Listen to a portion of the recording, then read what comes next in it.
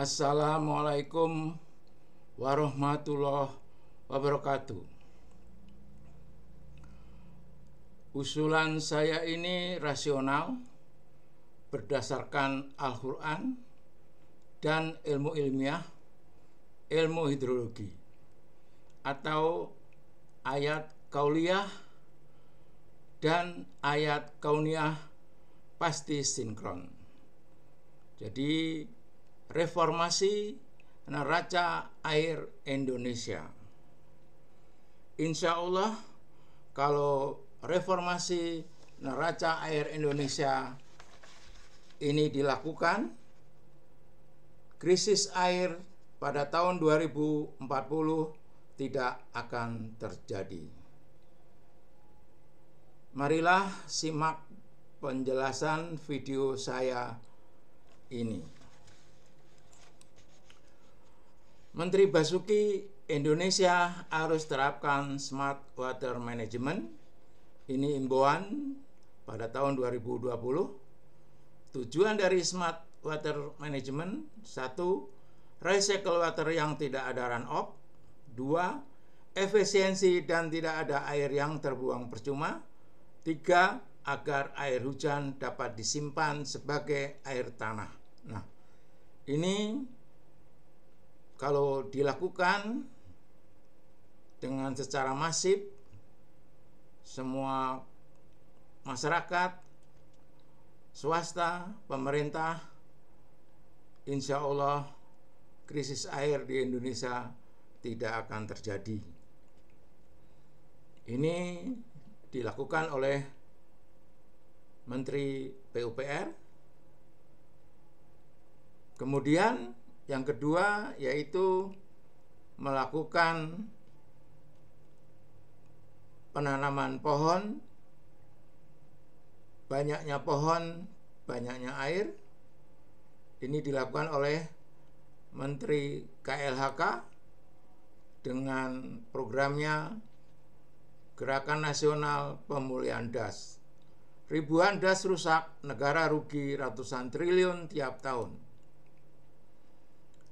Indonesia memiliki lebih dari 17.000 daerah aliran sungai atau das yang tersebar di seluruh penjuru negeri.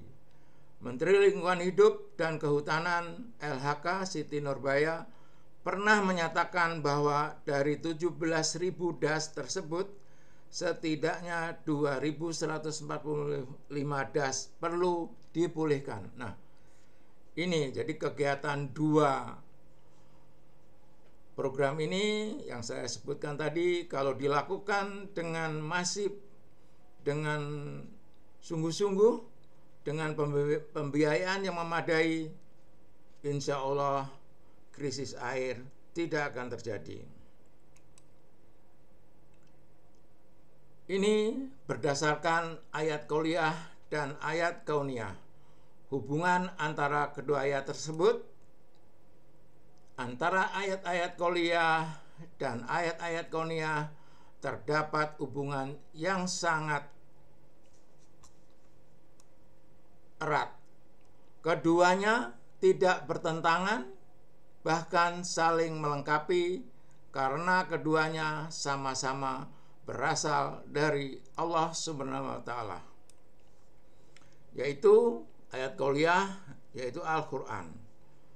Dalam Al-Quran surat Ar-Ra'd ayat 17, petunjuk kelola turunnya hujan, antara kelola hujan yang benar dan kelola hujan yang salah atau yang batil. Ini petunjuk dalam surat Al-Quran. Kemudian ayat kauniyahnya, semua ilmu ilmiah itu adalah ayat kauniyah atau peristiwa alam. Nah, ini ilmu ilmiahnya ilmu hidrologi.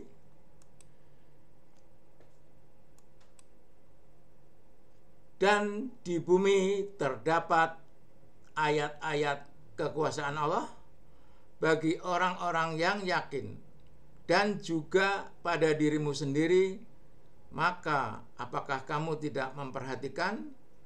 Al-Quran surat Az-Zariyat ayat 20-21. Nah, itu Berdasarkan ini akan saya buktikan ilmu hidrologi itu sinkron dengan ayat qauliyah atau Al-Quran. Saya beri contoh, ada 3 hukum Allah. 1, hukum terjadinya siang dan malam. Nah, ini contoh bahwa ayat qauliyah itu sinkron dengan ayat kauniyah. Sesungguhnya dalam penciptaan langit dan bumi dan silih bergantinya malam dan siang terdapat tanda-tanda kebesaran Allah bagi orang-orang yang berakal. Al-Quran surat Ali Imran 190. Nah, ini faktanya, peristiwa alamnya, ayat kauniyahnya memang terjadi, yaitu adanya siang dan malam, terbukti. Yang kedua, hukum gravitasi. Dan goyanglah pangkal pohon kurma itu ke arahmu, niscaya pohon itu akan menggugurkan buah kurma yang masak kepadamu. Al-Quran surat Maryam ayat 25. Nah, seperti ini peristiwa alamnya. Jadi tadi siang dan malam itu hukumnya tetap. Kalau di Jakarta matahari terbit pukul 5.46, kalau meleset paling menitnya. Kemudian terbenam 17.50, karena ayat Allah itu tetap. Kemudian mengenai gravitasi itu 9,806 meter per detik kuadrat. Jadi hukum Allah ini tetap. Umur bumi ini sudah 4,54 miliar tahun. Tetapi hukum ini tidak pernah berubah karena hukum Allah itu tetap. Kemudian yang ketiga, ini contoh ada 3 hukum. Yang ketiga, hukum iklim. Tuhan yang memelihara kedua tempat terbit matahari dan Tuhan yang memelihara kedua tempat terbenamnya. Al-Quran surat Ar-Rahman 17. 2 tempat terbit matahari dan 2 tempat terbenamnya ialah tempat dan terbenam matahari di waktu musim hujan dan musim panas. Nah, ini animasinya.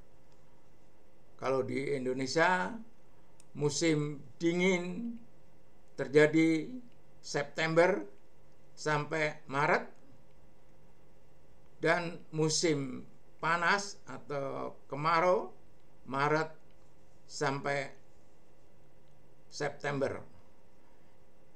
Ini juga terbitnya matahari tadi di 2 tempat, itu di musim hujan 23,5 derajat lintang selatan, musim kemarau 23,5 lintang utara. Nah, ini yang dimaksud 2 tempat itu di timur lintang selatan terbitnya itu musim hujan, kalau musim kemarau terbit di timur bagian utara 23,5 derajat. Ini pun selama 4,5 miliar tahun tidak berubah. Begitu juga dengan turunnya hujan. Ini dasarnya, pembuktiannya, hujan juga begitu. Tetapi masih banyak yang belum yakin atau belum memahaminya.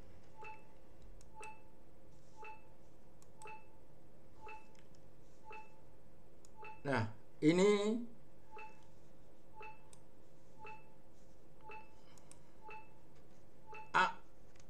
neraca atau water balance, neraca air di bumi.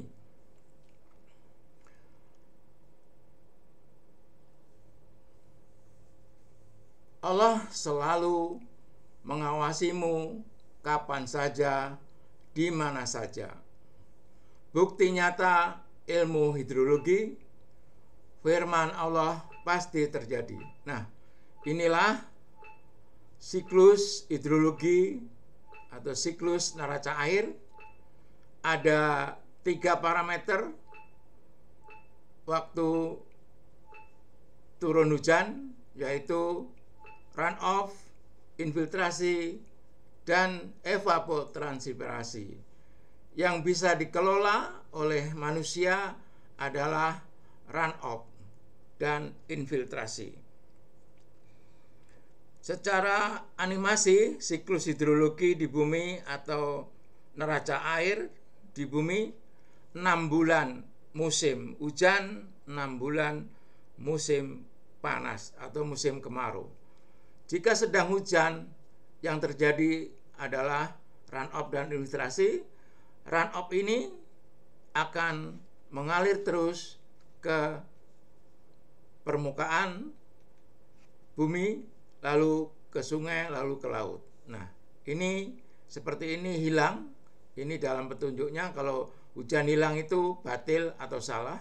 Kemudian yang meresap ini akan menjadi aliran base flow. Ini juga langsung ke sungai. Ini secara teori Mach.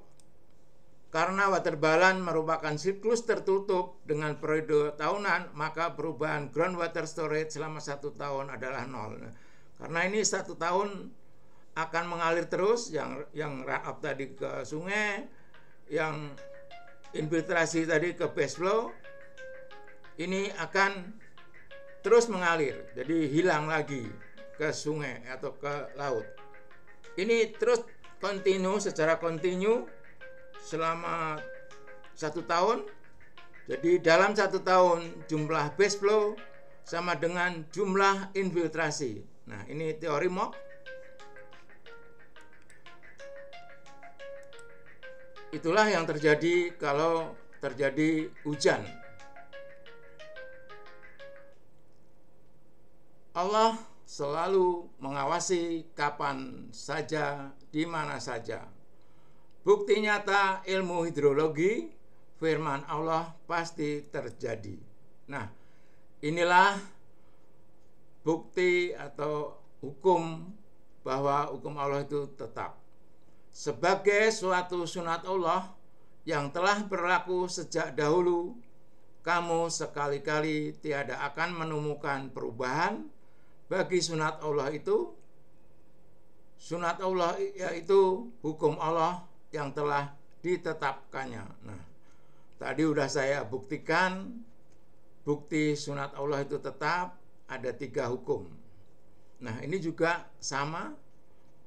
Hujan itu tetap turunnya. Nah, kita harus mengelolanya dengan benar. Dan yang menurunkan air dari langit menurut kadar. Nah, ini kadar. Kadar itu ukuran yang diperlukan, lalu kami hidupkan dengan air itu negeri yang mati. Seperti itulah kamu akan dikeluarkan dari dalam kubur. Al-Quran surat Az-Zukhruf ayat 11. Sesungguhnya kami menciptakan segala sesuatu menurut ukuran. Al-Quran surat Al-Qamar 49. Nah, ini beberapa ayat ini saya buktikan untuk meyakinkan bahwa Allah itu menurunkan sesuatu, termasuk hujan itu ada ukurannya. Jadi tetap, hukumnya tetap tadi ya. Dan ada ukurannya. Ini hadisnya, curah hujan pada suatu tahun kadarnya tidak kurang dari jumlah curah hujan yang turun di tahun lainnya. Nah, terbukti tadi dengan ilmu ilmiah, metode Mach tadi itu akan berulang terus. Ini juga hadis Nabi jelas, setiap tahun hujan itu tetap.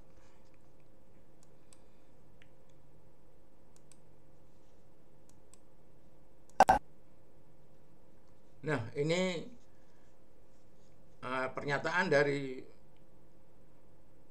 Ada juga kan ini Pak Rahmat Fajar dari Puslit Geoteknologi LIPI. Tahun 2019 Pak Fajar ada pemberitaan mengenai prediksi kehabisan air di Pulau Jawa tahun 2040. Mengapa sampai ada prediksi seperti itu Pak Fajar? Kira-kira ini apa yang akan kita hadapi?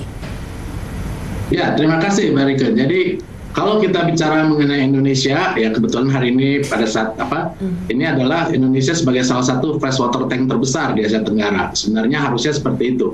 Jadi kita punya cadangan air yang melimpah, tapi mungkin dari hasil riset, kalau kita lihat di keadaan di seluruh dunia, selama 100 tahun terakhir ini, curah hujan tidak banyak berubah.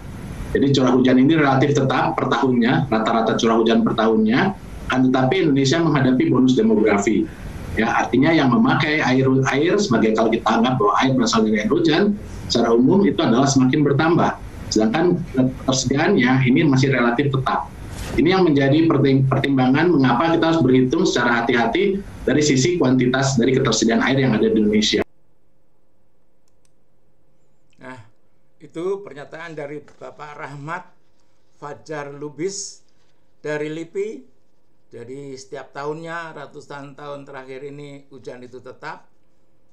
Ya, ini di bumi udah 4,5 miliar. Itu pun terjadi pasti tetap, karena memang hukum Allah itu tetap. Ini bukti pemantauan dari BMKG di seluruh Indonesia di 102 titik stasiun. Ini setiap titik stasiun selalu berimpit. Nah, tapi kalau tetap sama sekali berimpit jadi satu garis tidak mungkin.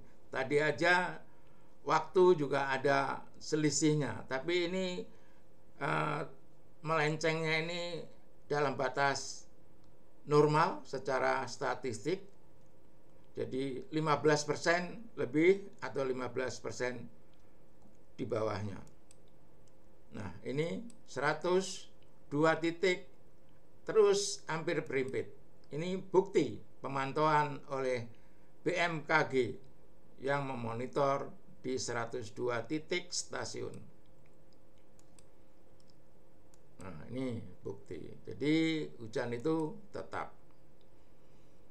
Allah selalu mengawasi kapan saja, di mana saja. Mengawasimu ya. Bukti nyata ilmu hidrologi, firman Allah pasti terjadi.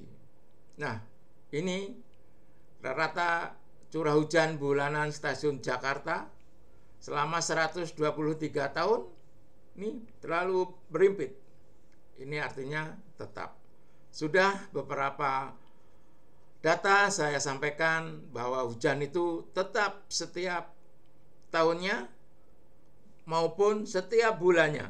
Nih, ini setiap bulan. Februari di antara ini, apalagi di sini berimpit. Ini pas musim hujan. Mulai September, Oktober sampai April ini musim hujan.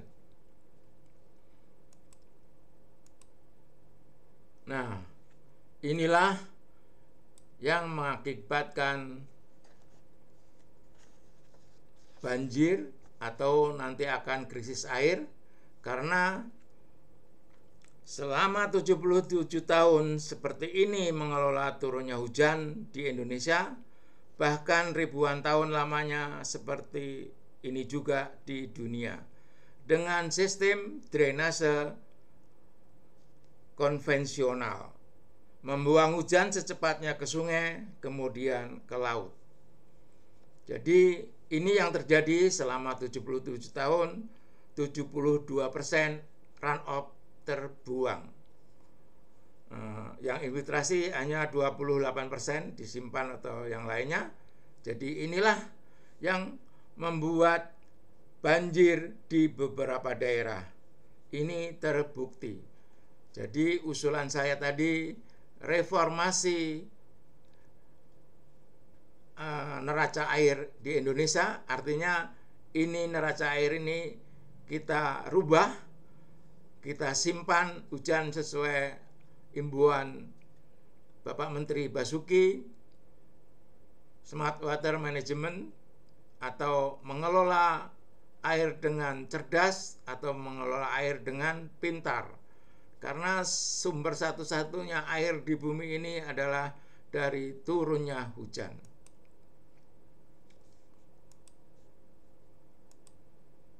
Nah, ini seluruh daratan Indonesia itu adalah daerah aliran sungai yang tadi 17.000 das.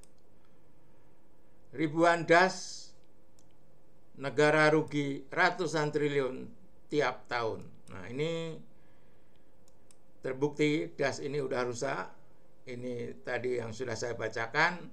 Jadi marilah kita melakukan pemulihan das yang 2145 tadi Bapak Menteri melalui Smart Water Management. Jadi dengan kedua program ini insya Allah neraca air Indonesia akan berubah, karena yang 28% itu menjadi run off yang terbuang, tapi yang 72% ini menjadi infiltrasi, menjadi aliran base flow atau menjadi simpanan air tanah.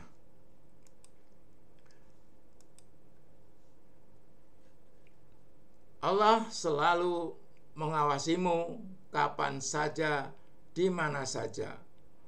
Bukti nyata ilmu hidrologi, firman Allah pasti terjadi. Ini firman Allah. Dan kami telah meniupkan angin untuk mengawinkan, dan kami turunkan hujan dari langit, lalu kami beri minum kamu dengan air itu. Dan bukanlah kamu yang menyimpannya. Al-Quran surat Al-Hijr ayat 22. Nah, selama ini yang menyimpan hujan itu Allah melalui ciptaannya, yaitu hutan-hutan yang lebat, tetapi kita merusaknya. Tadi udah jelas kata Ibu Menteri Siti Nurbaya, terdapat 2.145 das dalam keadaan rusak atau krisis dan sangat krisis. Nah, ini buktinya akhirnya 72% kalau turun hujan itu terbuang percuma. Nah, inilah yang terjadi di Indonesia. Marilah kita reformasi water balance atau neraca air Indonesia dalam rangka untuk menanggulangi krisis air di tahun 2040 dan juga melakukan pengelolaan air yang benar, pengelolaan air yang cerdas, karena sesuai dengan petunjuk Allah SWT dalam surat Ar-Ra'd ayat 17. Dan kami turunkan air dari langit dengan suatu ukuran. Nah, ini saya ulang lagi, diperjelas lagi oleh Allah. Dengan ukuran ini artinya selalu tetap. Lalu kami jadikan air itu menetap di bumi, dan pasti kami berkuasa melenyapkannya. Nah, dijadikan menetap itu ya tadi infiltrasi. Dan pasti kami berkuasa melenyapkannya. Al-Quran surat Al-Mu'minun ayat 18. Nah, dengan berdasarkan Permen HUT nomor 61 tahun 2014, kriteria daya dukung das yang tergolong baik.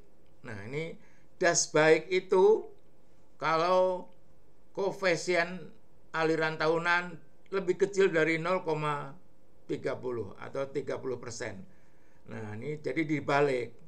Koefisien aliran tahunannya ini menjadi 0,28 atau 28%, yang 72 ini menjadi infiltrasi. Nah, itulah, marilah kita reformasi analis neraca air atau water balance di Indonesia. Insya Allah usulan saya ini didengar oleh pengambil kebijakan dalam rangka untuk Indonesia maju di tahun mendatang. Nah, seperti ini yang tadi sudah saya jelaskan, baiknya ini dilakukan secara secepatnya dengan didukung anggaran yang memungkinkan atau yang benar atau yang sesuai dengan program-program ini. Demikian usulan dari saya. Terima kasih. Billahi taufiq wal hidayah.